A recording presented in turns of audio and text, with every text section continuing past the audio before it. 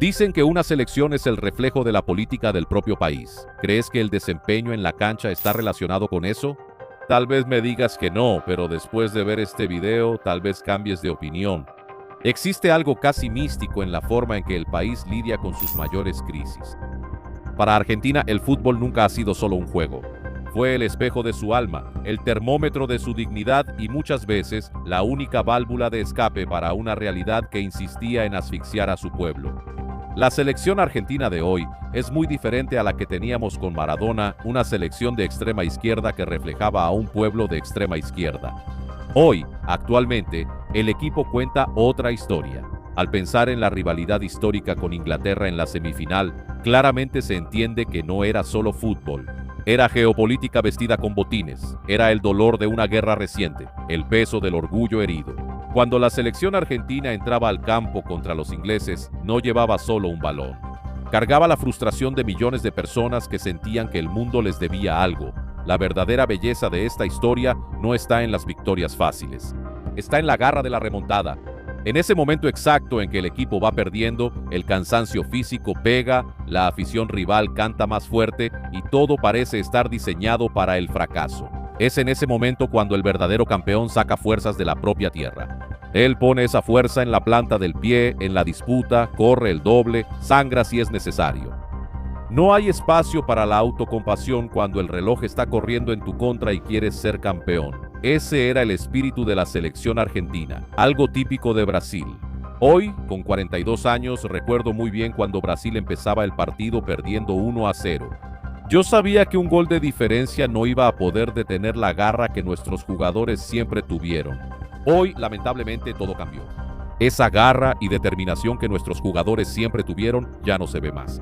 Para gobernar en Brasil, el Ejecutivo Federal necesita negociar constantemente con el llamado Centrão, un bloque de partidos fisiológicos que exige cargos, ministerios y enmiendas presupuestarias a cambio de apoyo. En la CBF, la dinámica es idéntica, el Centrão tiene el control. El presidente de la CBF no se mantiene en el poder por el desempeño de la selección en la cancha, sino por el apoyo de su propio colegio electoral, las federaciones estatales de fútbol. Y hoy, como sabemos, tenemos al hijo de dos dioses del Olimpo completamente blindado en ese cargo. En el Congreso, frecuentemente se observa una protección corporativa. Los parlamentarios evitan castigar los excesos de sus colegas porque todos conocen los trapos sucios de los demás. El ambiente de la CBF replica esa cultura de protección mutua, lo que impide cualquier renovación real en la gestión deportiva. La consecuencia directa es el aislamiento. El ciudadano común y el aficionado brasileño se convierten en simples espectadores que pagan por decisiones tomadas en despachos cerrados. El resultado práctico de esa desconexión es el mismo: una economía que pierde impulso con la salida de inversiones y una selección que pierde identidad y protagonismo internacional. Mientras tanto, el gobierno federal insiste en gastar más de lo que recauda. Cuando vemos el desempeño de la selección brasileña en la cancha, vemos literalmente el reflejo de ese descontrol y desorden generalizado. Un ambiente de amiguismo donde muchos jugadores, al perder un gran título como este y decepcionar a una nación, van a hacer fiestas y se embriagan como si fueran campeones. No tienen ningún respeto, ni siquiera por la afición. Mientras tanto, en Argentina vemos lo contrario. Y por eso hoy vamos a hacer un paralelo que muchos evitan hacer, pero que es urgente. Argentina estaba jugando el partido más difícil de su historia moderna, pero esta vez el campo de juego no es el césped verde del Estadio Azteca o del Monumental de Núñez. El campo es la economía, las leyes laborales y el futuro de una nación. Después de décadas viendo su propio declive bajo el peso de promesas fáciles y de un asistencialismo que llevó al país a la quiebra, Argentina decidió cambiar de táctica. Con la elección de Javier Millet, el país abandonó la ilusión del socialismo de resultados mágicos y entró de lleno en la dura, pero honesta, realidad del capitalismo de libre mercado. Y adivina qué, así como en una remontada histórica contra Inglaterra, los primeros minutos de esta nueva etapa no son de fiesta, son de dolor, sudor y trabajo duro. Para entender la necesidad de una remontada, necesitamos ver el marcador antes de que empiece el juego. ¿Cómo llegó Argentina hasta aquí? A principios del siglo XX, Argentina era una de las naciones más ricas del planeta. El PIB per cápita del país rivalizaba con Estados Unidos y muchos países de Europa. Pero a lo largo de las décadas siguientes, el país adoptó un modelo basado en el intervencionismo estatal excesivo. Lo que comenzó como una promesa de protección social se transformó en una trampa, la ilusión del almuerzo gratis. Durante años se vendió la idea de que el Estado podía financiar todo, subsidiar todo y controlar todo. ¿El resultado?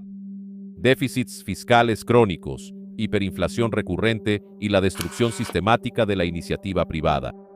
Al ciudadano común se le enseñó a depender del gobierno. Se creó una cultura donde el esfuerzo individual parecía no valer la pena porque la moneda se devaluaba más rápido de lo que se podía trabajar. El asistencialismo, que debería ser una red de seguridad temporal, se convirtió en el modelo económico permanente. En el fútbol, eso equivale a un equipo que entra al campo esperando que el árbitro resuelva el partido o que el adversario entregue el partido. Equipo que no entrena lo físico, que no estudia táctica y que, cuando empieza a perder, culpa al césped, al clima o al arbitraje. La verdad es dolorosa. El socialismo de Argentina gastó lo que no tenía. Emitió moneda hasta que no valió ni como papel de borrador y endeudó a generaciones. Cuando Milei asumió la presidencia, el marcador no solo era desfavorable. Argentina estaba perdiendo por goleada, con un jugador menos y el tiempo reglamentario casi por terminar. Cuando el vestidor está en crisis, no necesitas un técnico que consienta a los jugadores. Necesitas a alguien que ponga la verdad sobre la mesa. Y eso fue lo que pasó. Javier Milei no prometió soluciones fáciles en su discurso de toma de posesión. Fue el primer presidente en la historia reciente en decir claramente: no hay dinero. El comienzo será duro. Esa es la esencia del capitalismo de choque que Argentina empezó a implementar. La táctica de la reconstrucción. 1. Déficit cero permanente. No se gasta más de lo que se recauda. 2. Desregulación de la economía, fin de las trabas para producir. 3. Valorización del trabajo. Enfoque en el esfuerzo, no en el subsidio. La transición del socialismo al capitalismo no es un acto de magia. Es un cambio cultural profundo. Significa entender que el Estado no produce riqueza, solo distribuye lo que confisca de quienes trabajan. Para que Argentina comenzara a crecer, era necesario liberar a quienes producen: el comerciante, el industrial, el trabajador del campo. Pero ¿cómo convences a una sociedad acostumbrada a los subsidios de aceptar la dureza del libre mercado? La respuesta es mostrando que la alternativa es una muerte lenta.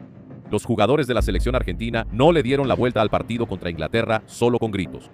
Le dieron la vuelta porque corrieron hasta el límite de sus fuerzas. Ellos sabían que cada pase, cada disputa, cada gota de sudor determinaría el destino de ese partido. En el ámbito económico, las reformas de Milei exigieron la misma entrega. El capitalismo realista no promete riqueza sin esfuerzo. Promete que, si te esfuerzas, el fruto de tu trabajo será tuyo y no del Estado. Ahora vamos a hablar de lo que realmente duele, pero que es necesario. Los cambios realistas no se hacen con discursos bonitos en el Parlamento, se hacen con sudor diario. Una de las discusiones más intensas y realistas de la nueva Argentina es la reforma de la legislación laboral. Durante décadas, las leyes laborales argentinas, extremadamente proteccionistas en el papel, crearon un efecto colateral devastador.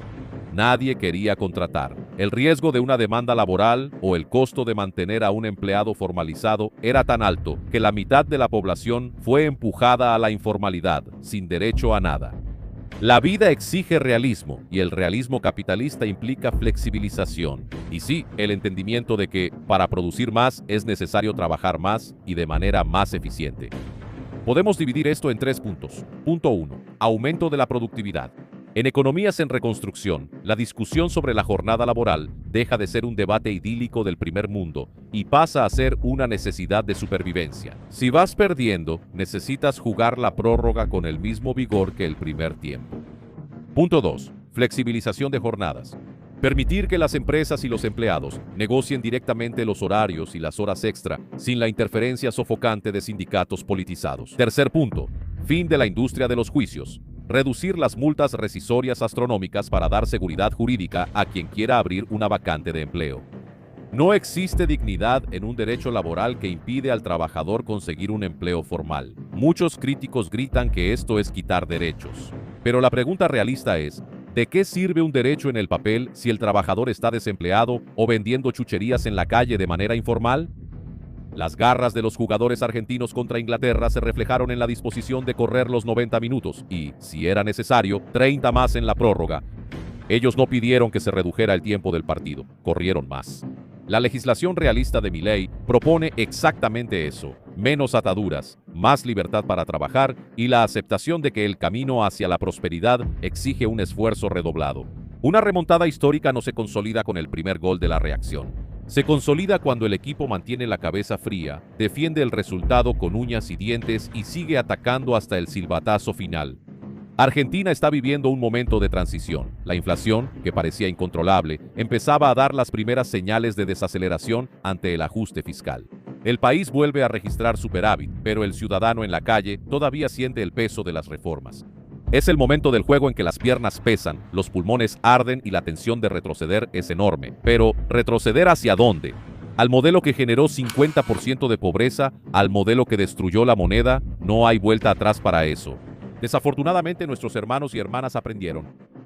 Pero en Brasil se hizo exactamente eso, y eso también se refleja en nuestra selección.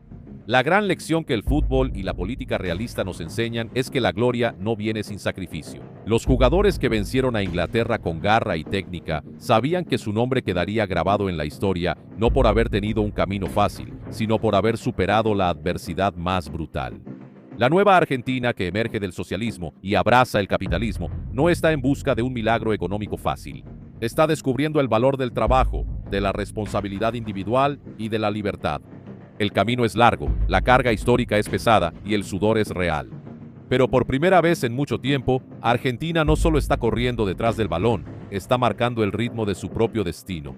Y para quien duda de la capacidad de superación de este pueblo, basta recordar lo que sucede cuando deciden que es hora de darle la vuelta al juego. También tuvimos un ejemplo parecido con el propio Paraguay. El pequeño Paraguay, muchas veces desacreditado, motivo de burla, derrotó a una de las poderosas campeonas del mundo, Alemania, por 4-3 en los penales. La victoria fue tan tremenda que llegó a ser día festivo en Paraguay. País que avanzó como nunca en la historia del fútbol y también impulsado por un cambio estructural en su política. La ley Maquila en Paraguay es un régimen fiscal que permite la instalación de industrias extranjeras con exención de impuestos para gastar máquinas y materias primas. Además, si ganas dinero en cualquier otra nación, Paraguay no te cobra impuestos cuando ese dinero entra en su territorio. Por el contrario, entra sin impuestos, ya que es un dinero que el país no tenía. Tú lo estás trayendo, enriqueciendo, quieras o no, al Tesoro Nacional. Desafortunadamente, nuestro país hace lo contrario en todo. Estamos sumergidos en el asistencialismo y la gente sigue creyendo la historia de que el gobierno me va a dar picaña, el gobierno me va a dar gas, el gobierno me va a dar alimentos, etcétera, etcétera. Pero todo lo que hacen, hermanos míos, es crear burocracia, una máquina de cobrar impuestos, que mientras más impuestos se pagan, más pobre se vuelve el país, porque ningún gobierno genera riqueza.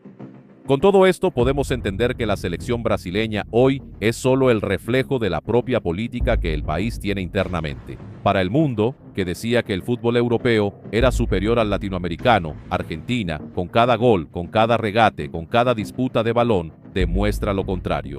Varias veces la selección argentina fue considerada más débil técnica y físicamente. Aún así está ganando. Aunque Argentina, aunque le estoy apoyando, pierda contra España en la final de la Copa del Mundo, ya es victoriosa solo por haber llegado tan lejos. Aún más cuando la estrella de su equipo, elegido el mejor jugador en el partido entre Argentina e Inglaterra, con 39 años, Lionel Messi, que, aunque muchas personas lo critiquen por haber hecho comerciales con un chivo, etc., eso fue determinado por el contratante. Messi, por el contrario, ha hecho lo que ningún otro jugador jamás ha hecho. Se persigna en cada partido, mira al cielo cuando falla los tiros con esa mirada de Dios, por favor, ayúdame. Además, la influencia que un crack de ese nivel puede ejercer sobre los más jóvenes es algo descomunal. Puedes estar seguro de que a través de esos simples gestos y el tatuaje de Cristo que se hizo con la flor de loto, mostrando que es posible, incluso en territorio difícil, que cosas buenas sucedan. Incentivó a muchos, pero muchos, una verdadera multitud de jóvenes, a buscar en Dios la fuerza para superarse. Por eso es que Messi merece todo nuestro respeto. Y es por eso que, aunque sé lo grande que es la rivalidad entre Brasil y Argentina, y que Argentina tiene una gran deuda con nosotros, aficionados brasileños, con agua adulterada, gol con la mano, etc. Aún así, el plantel actual no tiene nada que ver con eso. Creo que no podemos querer pagar con la misma moneda.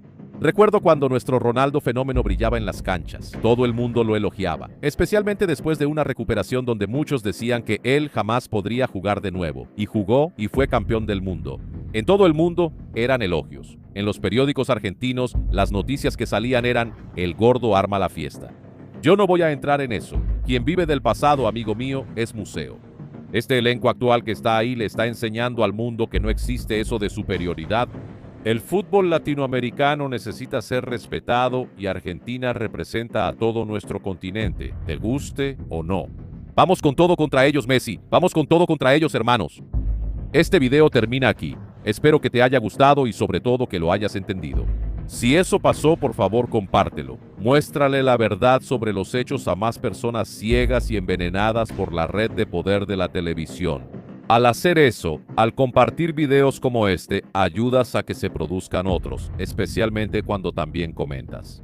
Puede parecer una tontería, pero cada palabra que pones ayuda mucho a la interacción, así que gracias a cada uno. Para quien pueda dar un apoyo extra, háganse miembros. Eso ayuda mucho. Que Dios los bendiga, hermanos. Un abrazo y seguimos juntos, siempre enfrentando lo sobrenatural aquí en Encarando o Sobrenatural Oficial.